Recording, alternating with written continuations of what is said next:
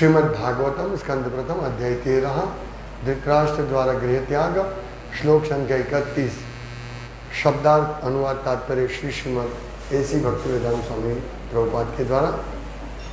अजात शत्रु कृतमैत्रो ताग्नि विप्रान्नत्वातिलगो भूमिरुक्मैः गृहं प्रविष्टो गुरुवंदनाय न चापश्यत् पितरौ सौबलिं च। शब्दार्थ अजाता जो कभी जन्मा नहीं, शत्रु शत्रु, कृता किया गया, मैत्र देवताओं की पूजा करना, उत अग्नि अग्नि में, विप्रान ब्राह्मणों को, नत्वा नमस्कार करके, तिलगो भूमि रुक्महि अन्न गौवों भूमि तथा स्वर्ण के साथ, गृहम महल के भीतर, प्रवेश करके, गुरुवंदनाय गुरुजनों को नमस्कार करने के लिए, न नहीं, च भी, अपश्यत देखा, पितरौ अपने चाचाओं को, सौबलिम गांधारी को, च भी। अनुवाद। अजात शत्रु महाराज युधिष्ठिर ने वंदना करके, सूर्य देव को अग्नि यज्ञ अर्पित करके तथा ब्राह्मणों को नमस्कार करके एवं उन्हें अन्न गाय भूमि तथा स्वर्ण अर्पित करके अपने नैतिक प्रातः कालीन कर्म किए। तत्पश्चात वे गुरुजनों का अभिवादन करने के लिए राजमहल में प्रविष्ट हुए, किंतु उन्हें न तो उनके ताऊ मिले, न ही राजा सुबल की पुत्री गांधारी अर्थात ताई मिली। तात्पर्य। महाराज युधिष्ठिर अत्यंत पवित्र राजा थे, क्योंकि वे स्वयं गृहस्थ के सारे नैतिक कर्म किया करते थे।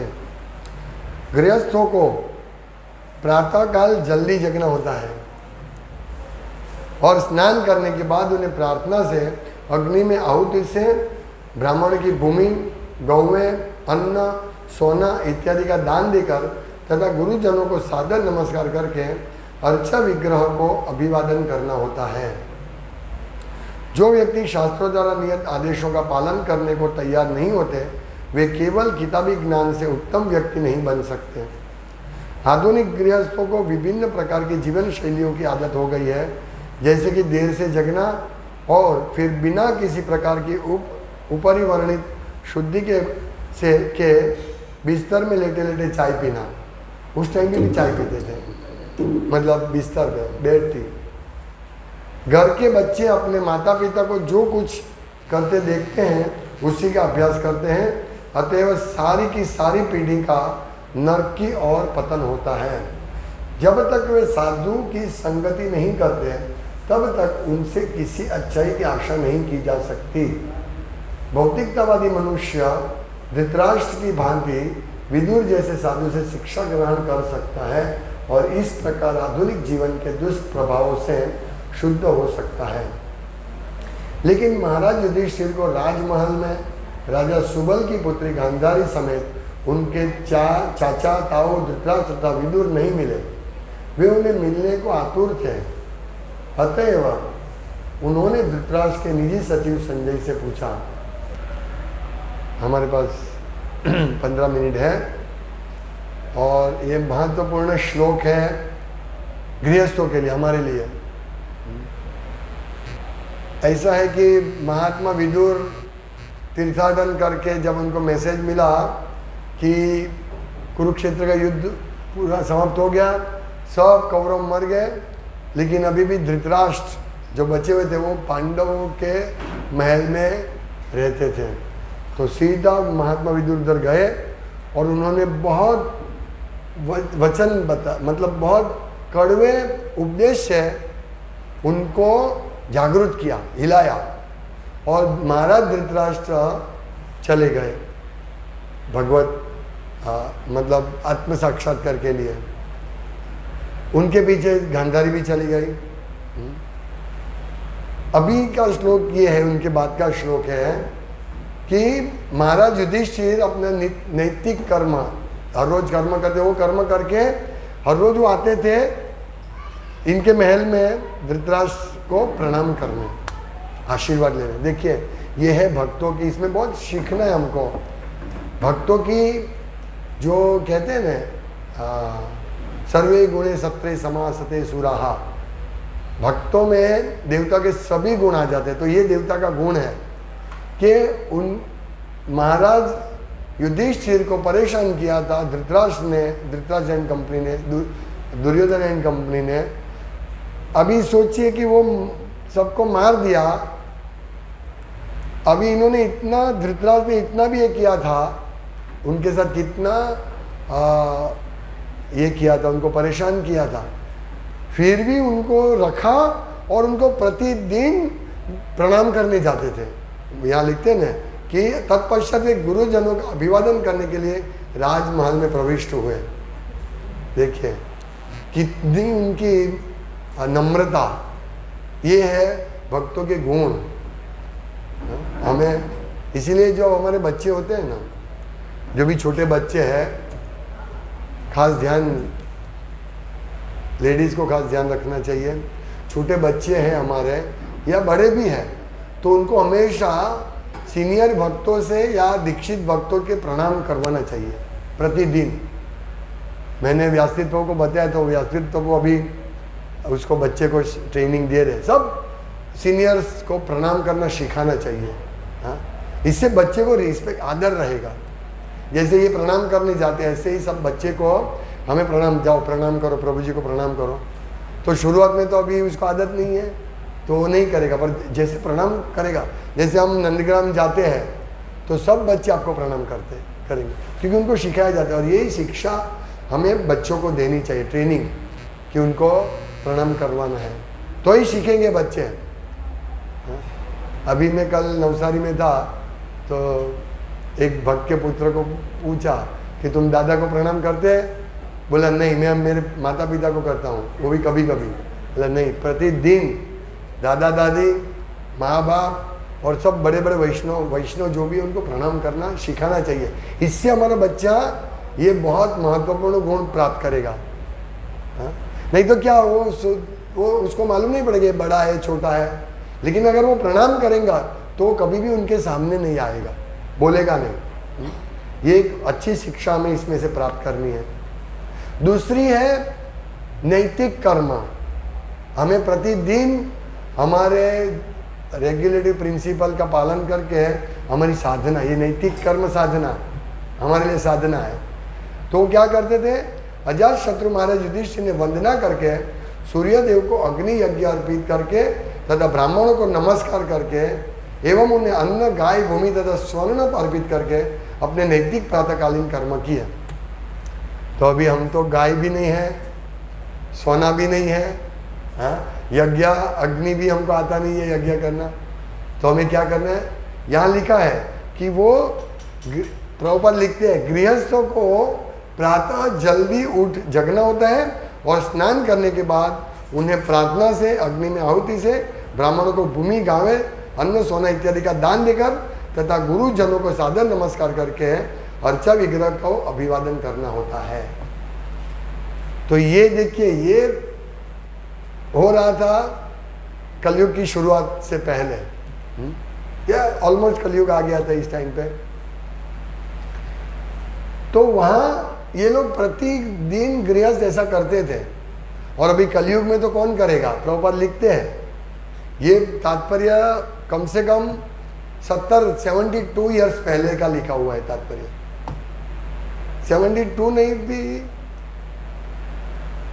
68 तो कम से कम 68 साल पहले लिखा हुआ तात्पर्य। प्रभुपाद कहते हैं कि आधुनिक गृहस्थों को विभिन्न प्रकार के जीवन शैलियों की आदत हो गई है, जैसे कि देर से जगना।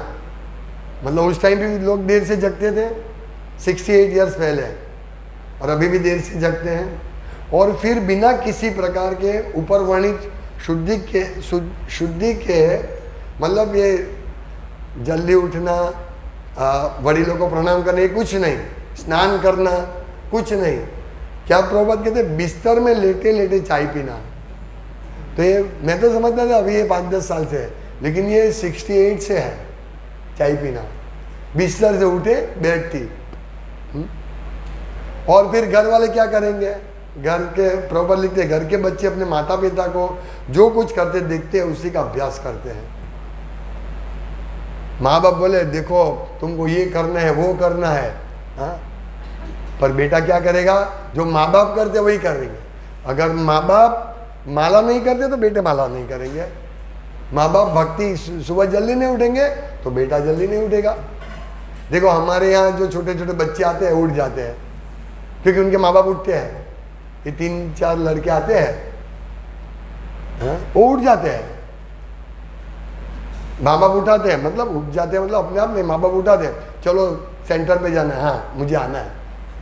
तो ये ट्रेनिंग माँ बाप से मिलेगी, हाँ, ऐसा है। तो हम किसी को बोलेंगे कि भाई जल्दी आना है, उठना है, मंगला में आना है, तो हमको भी ऐसे आचरण करना पड़ेगा तो सब लोग आएंगे। तो ये बहुत महत्वपूर्ण है। ये जो सुबह जल्दी उठना, साधना करना कोई प्रभुपाद ने नया लाए नहीं है। इसका मतलब ये है ना, ऐसा नहीं कि प्रभुपाद ने नियम बनाया जल्दी उठो। एक भक्त कंप्लेन कर रहा था, बोला राजेश प्रभु के पास जाओ तो सबसे पहले यही बोलते हैं मंगला के लिए जल्दी उठते हो। पहला उनका क्वेश्चन यही होता है, मैं पहले ही बोलता जल्दी उठते हो, मंगला अटेंड करते हो, रीडिंग करते हो। मेरा प्रश्न यही होता है।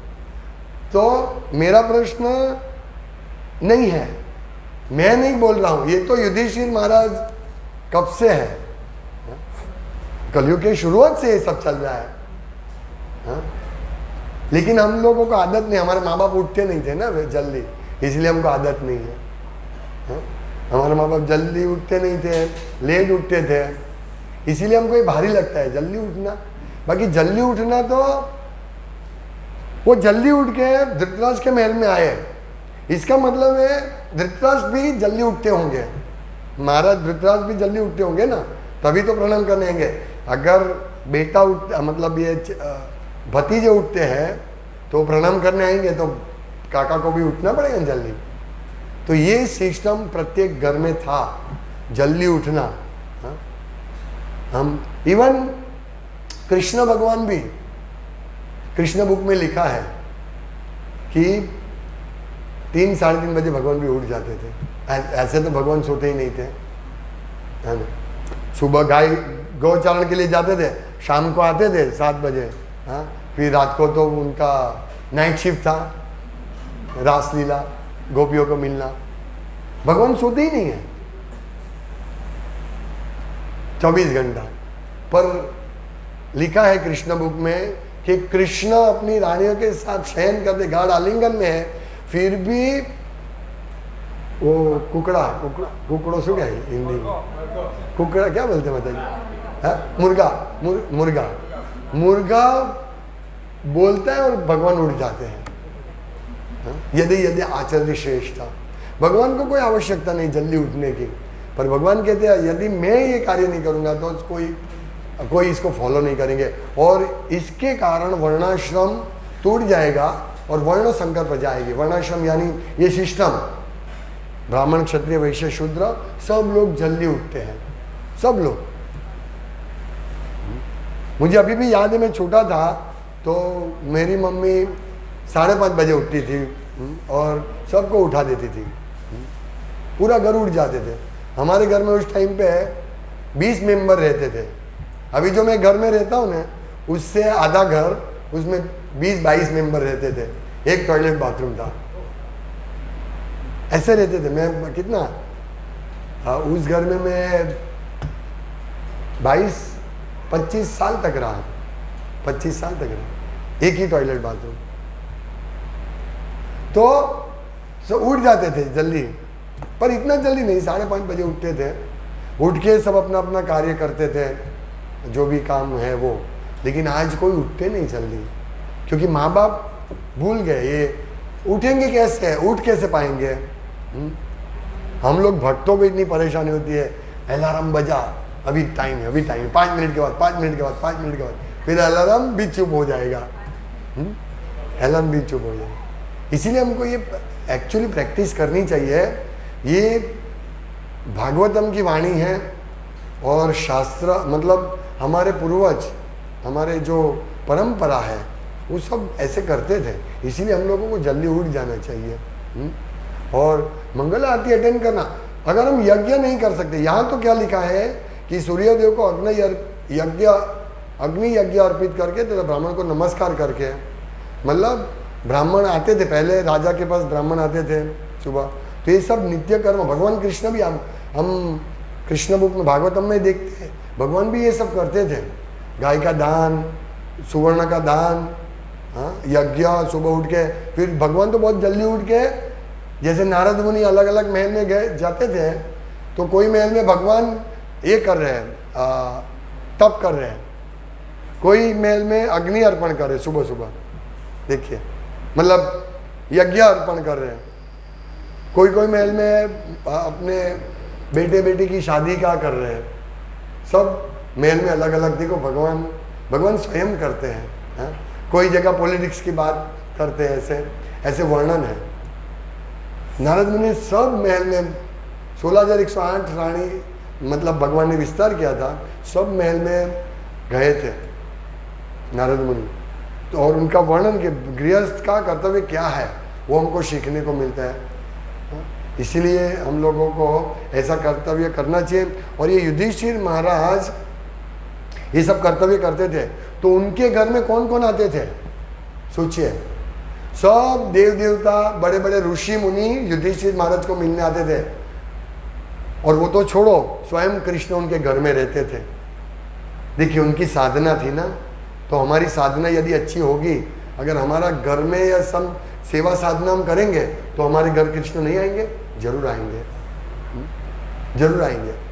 पहले हमारे घर में शराब पीते थे, मांस खाते थे, सब परिवारजन को बुला, हाँ आज शराब का पार्टी, मांस का पार्टी होती।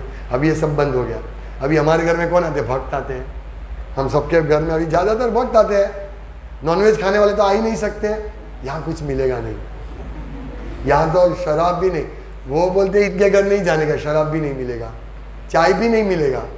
अच्छा है ना, हम युधिष्ठिर जैसे बन सकते हैं ना, कि युधिष्ठिर महाराज के घर में कौन कौन आते थे, बड़े बड़े संत आते थे। और हमारे घर में भी भक्त आते हैं, तो हमारा सौभाग्य है ना, क्योंकि भगवान और भक्त में कोई अंतर नहीं है। भक्त भगवान को हृदय में धारण करके आते हैं। भक्त के अलावा भगवान हृदय में है, लेकिन उनको दर्शन नहीं होगा दूसरे को। इसीलिए भक्तों के साथ रहना, भक्त हमारे घर पे आते हैं। कब आएंगे? जब हम उनको बुलाएंगे तब आएंगे। तो हम कब बुलाएंगे? जब हम भक्त होंगे तो, नहीं तो भक्त को कौन बुलाएगा? हम बुक डिस्ट्रीब्यूशन के लिए जाते हैं तो 50 घर घूमते थे, 1-2 इनवाइट करते, आओ आओ, बाहर क्यों खड़े, अंदर आओ, है ना। वो जानते हैं महिमा, भक्तों का महिमा जानते हैं। उसी प्रकार भक्ति भक्त का महिमा जान सकता है। तो हमारे घर में भी आएंगे, और यदि हमारे घर में भक्त आते जाते रहते हैं, भगवान की सेवा होती है, तो भगवान स्वयं आएंगे। स्वयं एवं स्फुरत्यतः, वो टाइम दूर नहीं है। यदि हम इस प्रकार युधिष्ठिर महाराज की तरह यज्ञ करेंगे रोज, तो हमारे यज्ञ क्या है? संकीर्तन यज्ञ। संकीर्तन यज्ञ क्या है? जो ये करते हैं, क्योंकि हमारे पास गाय अन्न दान देने के लिए कोई योग्य ब्राह्मण भी नहीं है, तो हम क्या करते हैं? आप सब भक्त लोग सेंटर में दान देते हैं ना, कि दान हो गया, आपके दान से अन्न आएगा, या जो भी होगा सेंटर में दान देते थे, दान हो गया, और यज्ञ हो गया हरे कृष्ण महामंत्र का। तो स्वर्ण अभी हम अर्पित नहीं करते हैं, क्योंकि कलयुग में तकलीफ है, लेकिन आवश्यकता होगी तो स्वर्ण भी अर्पण करेंगे। और अपने नैतिक प्रातःकालीन कर्म किए, तो बस हम भी युधिष्ठिर महाराज की तरह कर्तव्य करते हैं।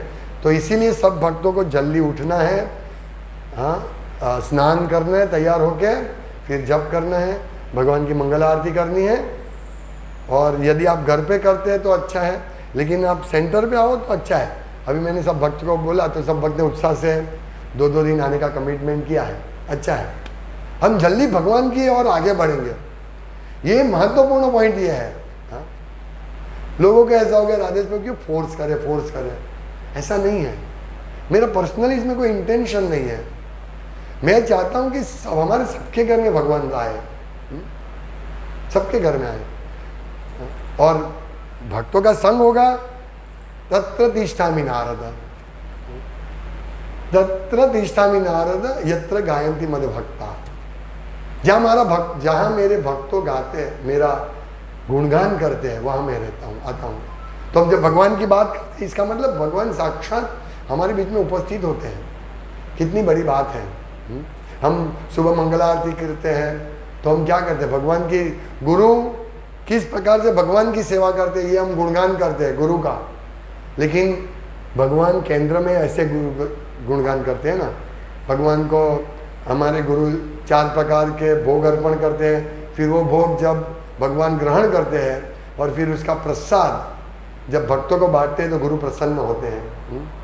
कृत्वैव तृप्तिम भजतः सदैव वंदे गुरु श्री चरणानि। तो ऐसे हम रोज नित्य, ये हम यज्ञ है, संकीर्तन यज्ञ है, भगवान का गुणगान का यही संकीर्तन यज्ञ है। तो हम प्रतिदिन यज्ञ करते हैं, बिना अग्नि को, बिना ब्राह्मण को, बिना कुछ आहुति दिए। ये महान यज्ञ कलो तद हरि कीर्तना। यज्ञ संकीर्तन प्राय यजंती सुमेधसा। जो बुद्धिशाली लोग इस प्रकार यज्ञ करके भगवान को प्रसन्न करेंगे तो हमारा सौभाग्य है। जैसे युधिष्ठिर महाराज, उनको ऐसा सामान्य था, सब भक्त आते हैं, वो अपने आप को बहुत बड़ा नहीं मानते थे, वो इतने नम्र थे।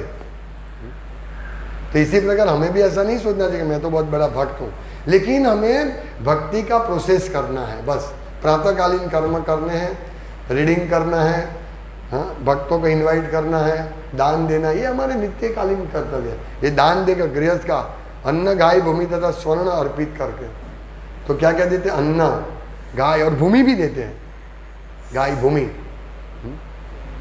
तो ऐसा अभी यज्ञ हुआ था, मेरा मदर जब एक्सपायर हुए थे तो हमने यज्ञ करवाया था। तो हमने बोला ये भूमि कहाँ से देंगे, तो उन्होंने बोला कोई बात नहीं, 251 रुपया दे दो, भूमि में आ जाएगा। ऐसा होता है, इसीलिए हमने वो यज्ञ बंद कर दिया। हाँ? ऐसा कलो तद हरि कीर्तना, हरि कीर्तन में पूरा श्रद्धा रखो।